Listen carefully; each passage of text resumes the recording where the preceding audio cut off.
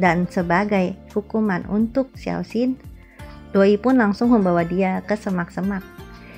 Ia pun mulai menggigit Xiaoxin.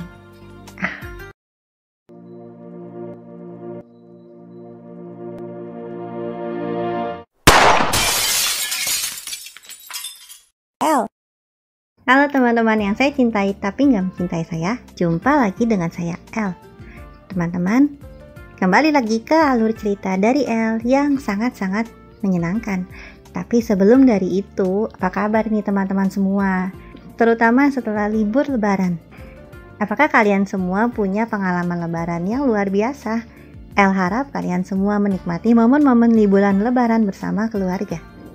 Oke teman-teman, alur cerita dari El kali ini tipe-tipe cowok yang kelihatannya posesif. Tapi cowok-cowok posesif itu memang biasanya sangat-sangat menjaga pasangannya.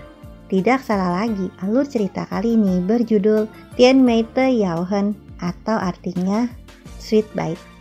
Cerita ini dimulai dari Luoyi yang bertemu dengan gadis yang mirip dengan suster yang merawatnya dari kecil yang bernama Flay. Gadis ini terlihat sangat-sangat lemah. Saat mereka bertemu, tentu saja keadaannya tidak pada keadaan yang sangat-sangat tepat.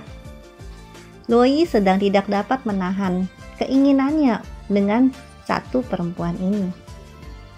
Tentu saja melihat akan hal itu, Luoyi langsung kaget dan lari. Pastilah dia takut. Namun sepertinya sejak pertemuan pertama itu, Luoyi langsung menaruh hati pada Xiaoxin. Xiaoxin sendiri pun punya cerita tentang masa kecilnya yang ditinggal kedua orang tuanya. Kedua orang tua Xiaoxin dicelakai oleh kaum vampir. Tinggallah hanya Xiaoxin dan adiknya, Xiaoling. Xiaoxin dan Xiaoling hidup saling mengandalkan satu sama lain. Bahkan untuk mengurus Xiaoling, Xiaoxin rela untuk bersekolah di sekolah yang dikuasai oleh para vampir. Sekolah ini tiba-tiba menawarkan program beasiswa untuk para manusia yang ingin bergabung. Alasannya sangat-sangat sederhana, karena mereka ingin mendapatkan makanan untuk para vampir. Tidak salah lagi, Luoyi memang adalah seorang vampir. Ketertarikannya dengan Xiaoxin tentu saja sangat tidak biasa. Luoyi terus-menerus mengikuti Xiaoxin. Bahkan Luoyi ingin menjadikan Xiaoxin sebagai makanannya. Xiaoxin tentu saja menolak. Ia sangat ketakutan. Ketika Xiaoxin menolak Luoyi, ia langsung memberikan hukumannya. Luoyi yang saat itu sebagai kandidat ketua OSIS, ia mengajak teman-teman sekolahnya untuk memusuhi Xiaoxin. Tentu saja kehidupan menjadi sangat sulit di sekolah vampir ini. Xiaoxin pun menahan satu demi satu serangan akan dirinya. Ia terus berusaha demi adiknya Xiaoling. Demi Xiaoling ia mampu untuk menahan apapun yang ia terima. Namun di saat-saat genting, tiba-tiba Luoyi datang menolong Xiaoxin. Kemiripan Xiaoxin dengan Flay, suster Luoyi dulu, tentu saja mempermudah Xiaoxin untuk berhadapan dengan Luoyi. Setelah menolong Xiaoxin, Luoyi membawanya ke rumahnya. Bukan hanya itu, Luoyi menyuruh para pelayannya untuk melayani Xiaoxin, menjaganya, dan terutama tidak mengizinkan Xiaoxin untuk keluar dari kamarnya. Namun tentu saja Xiaoxin berusaha untuk kabur. Karena kecerobohan Xiaoxin, seringkali ia terkena masalah ketika sedang berusaha kabur. Namun Luoyi kembali lagi menolongnya. Bahkan ketika ia diserang oleh para makhluk malam ini, Luoyi rela untuk mengorbankan dirinya untuk menolong Xiaoxin. Dengan keadaan cedera, Xiaoxin pun tentu saja menawarkan dirinya untuk membantu Luoyi untuk pulih. Namun Luoyi ternyata tidak melakukan apa-apa pada Xiaoxin. Akhirnya Luoyi berhasil untuk membawa Xiaoxin kembali ke rumahnya. 2 hari berlalu. Tentu saja adik Xiaoxin sangat-sangat khawatir akan keadaan kakaknya. Setelah mendengar kalau Xiaoxin ada di rumah Luoyi, tentu saja Xiaoling langsung bergegas menuju rumah Luoyi. Ia pun memohon pada Luoyi untuk melepaskan Xiaoxin, dan ia menawarkan dirinya sebagai pengganti kakaknya. Melihat ketulusan hati Xiaoling, Luoyi akhirnya tergerak. Namun di saat itulah pun juga ia menyadari kalau adik Xiaoxin ini terlihat sangat-sangat lemah dan butuh pertolongan medis. Tentu saja langsung Luoyi bergegas dengan tanpa berpikir panjang untuk membawa adik Xiaoxin ke rumah sakit, dan bahkan ia bersedia untuk menanggung semua biaya pengobatan adik Xiaoxin. Xiaoxin pun merasa berhutang budi pada Luoyi dan berjanji kalau ia akan melakukan apa saja untuk bisa membalas budi ini demi pengobatan adiknya. Dan disitulah Xiaoxin setuju untuk menjadi makanan Luoyi. Namun kehidupan sebagai makanan tentu saja tidak seindah yang kita pikirkan.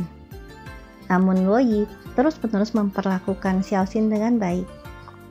Walau terkadang Xiaoxin membuatnya kecewa, atau bahkan terkadang ia menanyakan hal-hal seperti apakah aku ini hanyalah pengganti Fei di hatimu. Namun Luoyi walaupun terlihat ia tidak suka dengan pertanyaan-pertanyaan yang terlalu personal, namun ia tetap sabar menghadapi Xiaoxin. Pada suatu ketika, Xiaoxin tetap terus-menerus mencari waktu luang untuk bisa menjenguk Xiaoling. Namun sepertinya Luoyi tidak mengizinkan Xiaoxin untuk pergi sendirian, dan itu membuatnya sulit untuk mengunjungi Xiaoling. Sampai akhirnya ia bertemu dengan Shenai. Shenai adalah manusia yang juga bersekolah di sekolah vampir. Keduanya menjadi akrab dengan cepat. Shenai pun mulai mengajari Xiaoxin bagaimana cara untuk bisa keluar dari sekolah itu dengan tanpa kesulitan. Ada satu cara yang membuatmu bebas untuk keluar masuk sekolah ini, yaitu dengan mendapatkan vampir badge milik Luoyi. Dengan vampir badge itu tentu saja itu akan memberikan Xiaoxin kebebasan untuk bisa mengunjungi adiknya Xiaoling. Xiaoxin mulai berpikir-pikir, bagaimana caranya mendapatkan badge tersebut? Ia tahu di mana Luoyi menyimpan badge tersebut, tapi bagaimana caranya? Dan akhirnya Xiaoxin mulai menyelinap sampai ia mendapatkan vampir badge milik Luoyi dengan tanpa dicurigai oleh siapapun. Akhirnya dengan badge tersebut, Xiaoxin pun bebas untuk mengunjungi adiknya. Namun dalam hati yang terkecilnya, ia merasa ada yang tidak benar ini. Saat Xiaoxin menyadari ada yang tidak beres, tiba-tiba saja ia tersadar kalau vampir badge yang telah ia ambil dari Luoyi itu hilang. Ia pun langsung kebingungan mencari vampir badge tersebut. Di mana aku menjatuhkannya? Dan tiba-tiba saja Luoyi muncul di hadapan Xiaoxin. Ia pun sebetulnya bermaksud untuk membantu Xiaoxin. Sedang cari apa kau? Kenapa kau bisa ada di sini? Begitu katanya. Xiaoxin pun kebingungan bagaimana harus menjawab pertanyaan Luoyi. Sampai akhirnya ia pun jujur kalau ia memang tidak sengaja mengambil vampir badge milik Luoyi dan akhirnya menghilangkannya. Ternyata vampir badge tersebut adalah barang yang cukup penting untuk para vampir. Vampir badge itu pun juga memungkinkan para vampir, terutama vampir elit seperti Luoyi, untuk menghadiri pesta dansa. Dan di pesta dansa itu, itulah kesempatan untuk para vampir membuktikan diri mereka kalau mereka itu sanggup untuk menjadi leader selanjutnya. Tentu saja Luoyi sangat-sangat kecewa dengan apa yang dilakukan Xiaoxin. Luoyi pun memerintahkan bawahannya untuk membantu mencari badge tersebut. Dan sebagai hukuman untuk Xiaoxin, Luoyi pun langsung membawa dia ke semak-semak. Ia pun mulai menggigit Xiaoxin. Dan ternyata setelah 2 gigitan Xiaoxin pun lemas. Luoyi pun mulai berkata, padahal kau hanya perlu minta maaf. Luoyi pun membawa Xiaoxin yang sudah lemas kembali ke rumahnya dan merawatnya.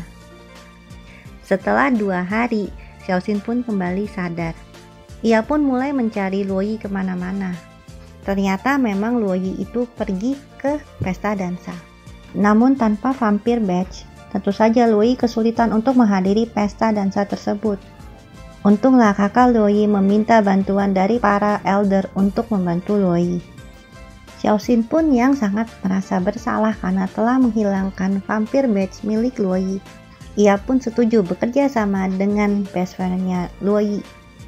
Ternyata vampir batch tersebut telah diketemukan oleh best friend-nya Luoyi ini. Namun ia meminta tolong Xiaoxin untuk memasukkannya ke dalam kantong Senai, yang nama aslinya adalah Mr. Will. Dengan bantuan Xiaoxin, akhirnya mereka semua memiliki bukti kalau Mr. Will lah yang telah mencuri vampir batch milik Luoyi dari tangan Xiaoxin. Hubungan Luoyi dan Xiaoxin pun akhirnya membaik dengan kejadian ini. Bahkan Luoyi sepertinya tersipu-sipu melihat kecantikan dari Xiaoxin. Dan akhirnya mereka pun berdansa. Oke teman-teman, sekian alur cerita dari Elle kali ini. Apabila teman-teman menyukai alur cerita dari Donghua kali ini, silakan teman-teman membantu dan mendukung Elle dengan menekan tombol like-nya. Dan untuk teman-teman yang baru pertama kali hadir, silakan teman-teman menekan tombol lonceng dan subscribe-nya ya. Terima kasih untuk teman-teman yang selalu mendukung Elle hingga sampai pada saat ini. Terima kasih teman-teman, sehat selalu dan semoga hidup kalian bahagia.